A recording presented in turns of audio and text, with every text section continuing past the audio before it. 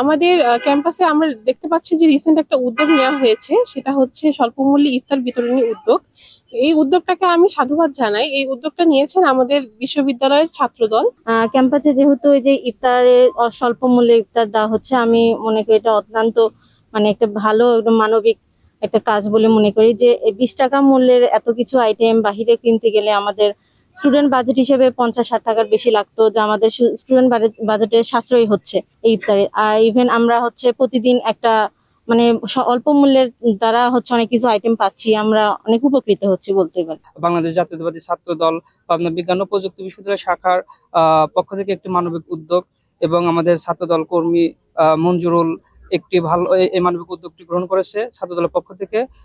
তাছাড়া আমি যদি বিশ্ববিদ্যালয়ের ছাত্রদলের সভাপতির পাশাপাশি একজন সাধারণ শিক্ষার্থী হিসেবে বিবেচনা করি, সেক্ষেত্রে এই ধরনের কাজ বিশ্ববিদ্যালয়ের শিক্ষার্থীদের জন্য খুবই উপকারী হবে।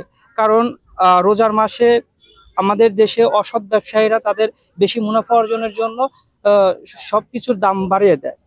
তার পরিপ্রেক্ষিতে দেখা যায় যে বিশ্ববিদ্যালয়ের সাধারণ শিক্ষার্থীদের ক্ষেত্রে এই ইফতারি কেনা একটা ব্যয়বহুল হয়ে যায়, তাদের জন্য সারা মাস চলা খুব কঠিন হয়ে যায়।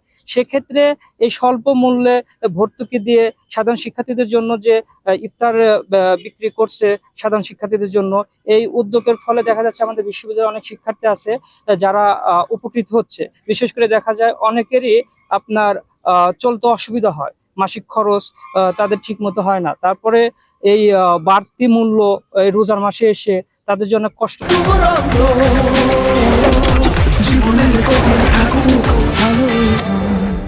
হয়ে যায়।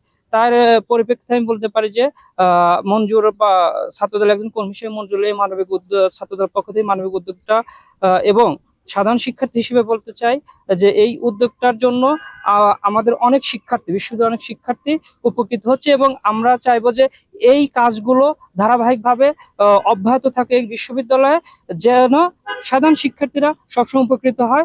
তাছাড়া বাংলাদেশ জাতীয়তাবাদী ছাত্রদল সাধারণ শিক্ষার্থীদের জন্য কাজ করে এবং তারা সাধারণ শিক্ষার্থীদের নিয়ে সবসময় থাকে।